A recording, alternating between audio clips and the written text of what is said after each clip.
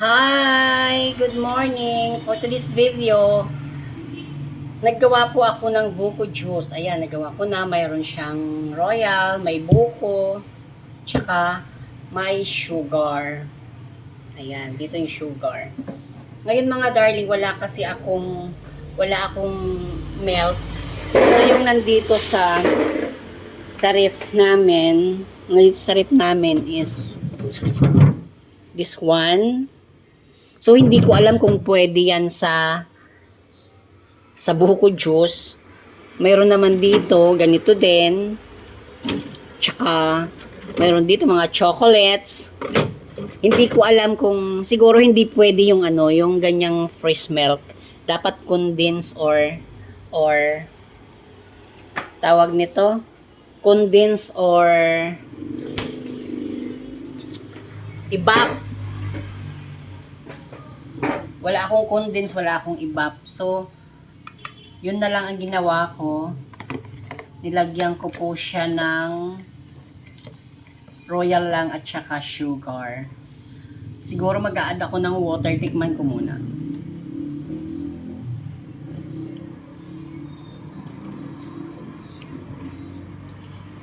Siguro kulang ng water. Siguro yung ilalagay ko dyan, yellow na lang para pag natunaw siya. Hindi na kailangan mag-add ng as in tubig talaga. Yellow na lang siguro. Para pag natunaw siya, okay na. Ngayon mga darling, kumusta kayo? Sobrang maulan dito sa Manila kasi parang 3 typhoon na yung pumasok. Ngayon medyo okay yung panahon, medyo tumigil yung ulan, medyo nagliwanag. Kaya ayun, parang okay yung panahon. Sana maraming client na pumasok ngayon. Ang tamis. At saka mga darling, sa mga hindi pa po nakakapag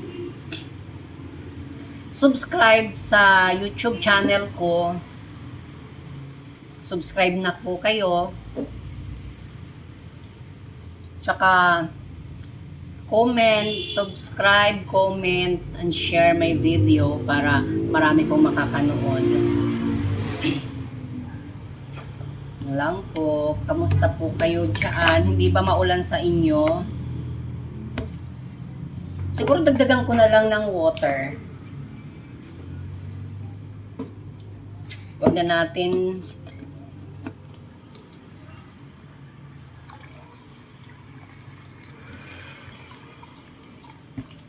ayan, dinagdagan ko na ng tubig. Tapos, dagdagan ko na lang din ng sugar pa para hindi siya tumabang. Parang wala nang asukal.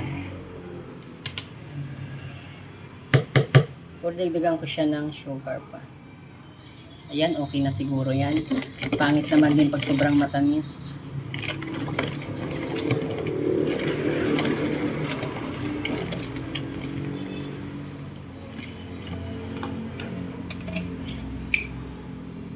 Sa province po namin, ang tawag po nito, tangguli. Aywan ko lang sa mga kanya-kanyang probinsya, syempre may kanya-kanyang tawag. Parang, correct if I'm wrong, sa Cebu siguro ang tawag nito lamaw. Tawag sa ganitong buko juice, siguro tawag nila lamaw. Pero pag sa amin sa Samar, tangguli. Ewan ko lang sa mga iba-ibang probinsya kung anong tawag nila sa ganito.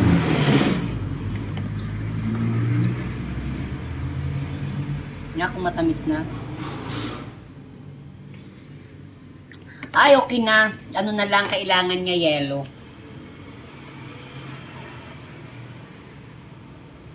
Yellow na lang ang kailangan.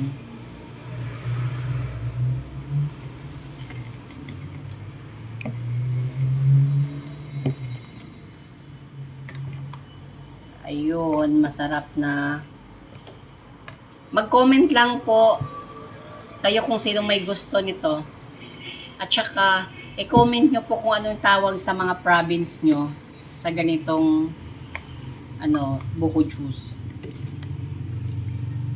I-comment nyo sa i-comment nyo sa comment section kung anong tawag sa inyo ng ganito. Kasi sa amin, tangguli. Ayan, yelo na lang ang kulang para mainom na namin to. Usually, sa amin nilalagyan ng ganito royal, milk or condensed o iba, pwede. And then, minsan dati kasi yung biskwit sa amin may mari na biskwit. Yun ang nilalagay. Pero pag walang mari, pwedeng skyflake siguro. Pero dito ngayon hindi ko na siya kailangan. Ay, try ko kaya lagyan. May skyflakes naman ako dito.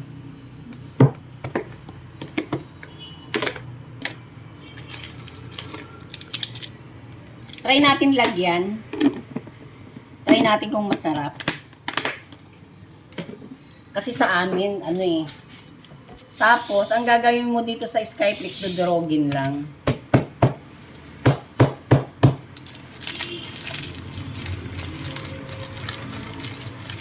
Dudurogin lang siya.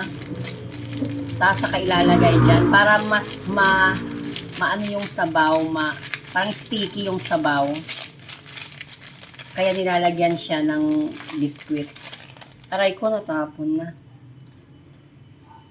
Parang yun din po yung purpose ng kung bakit nilalagyan ng biskwit para maging sticky or malapot yung sabaw. Ayan, lagay na natin siya. Hala, parang maraming biskwit.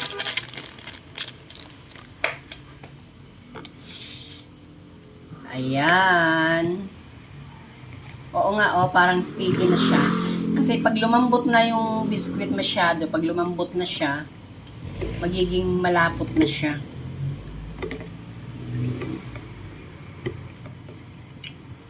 Maliit lang po na pitchel kasi tumalsik. Isang pirasong buko lang siya.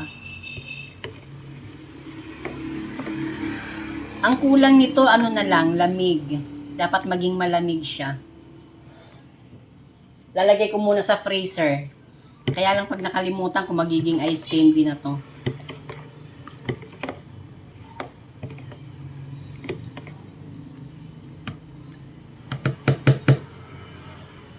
Yan. Sarap.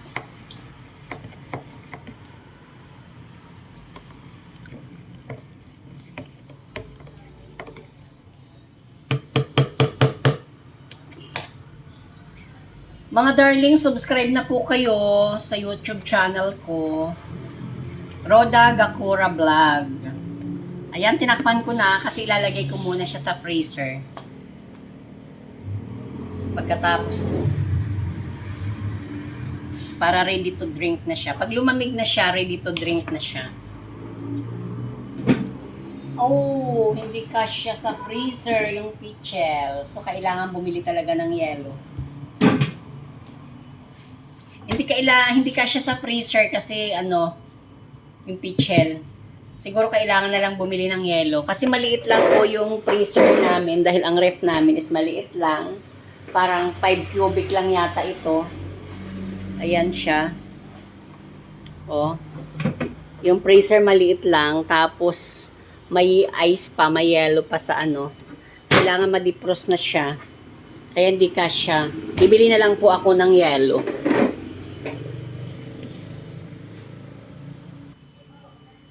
Ayun mga darling, lalagyan na lang natin ng yelo kasi hindi siya kasya sa freezer. Nagpabili na lang ako ng yelo. Siguro kahit yung na lang, cube ice. Para lumamig siya kaagad.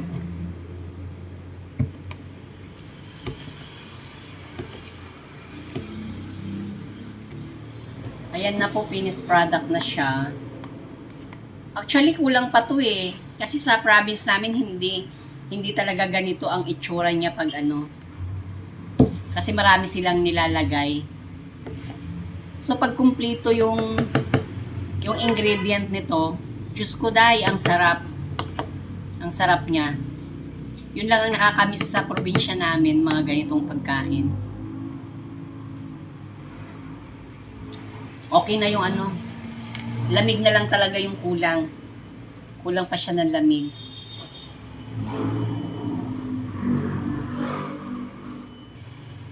Ayun mga darling, nakabili na po ako ng cube ice.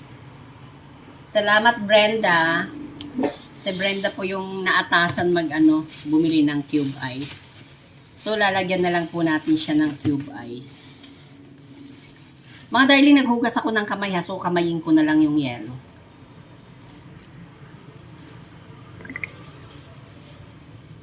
Aray ko. Kamayin na lang natin yung yelo.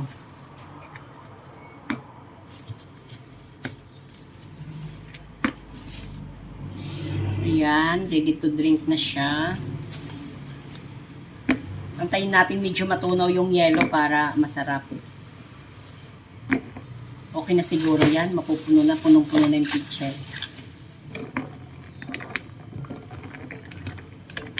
Lalamig na kaya to?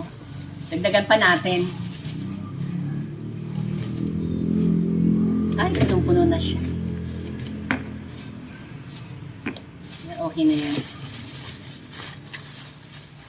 Yung tirang yelo, ilagay na lang natin sa freezer. Siguro baka magamit pa ito mamayang gabi. Siyempre, alams na kung ano paggagamitan mamayang gabi. Baka may red horse or ano. Ayan. Pwede kaya siya lagyan ng leche plan? Pwede kaya siya lagyan ng leche plan? Comment down below kung pwede siya lagyan ng leche plan. Ayan. At saka, promotion na rin kung sinong gusto bumili ng leche plan. Mayroon akong paninda dito. PM is the K para matikman yung yummy leche plan. Yummy leche plan ni Roda. So, PM is the K. Okay mga darling, ito na po. Mayroon na siyang yellow. I think malamig na siya. Try natin. Oh wow, ang bilis lumamig. Ang bilis lumamig kasi maraming yelo. So, ready to drink na po yan. Okay mga darling, hanggang dito na lang po ang ating buko juice vlog. Don't forget to like, share, and subscribe. Bye-bye!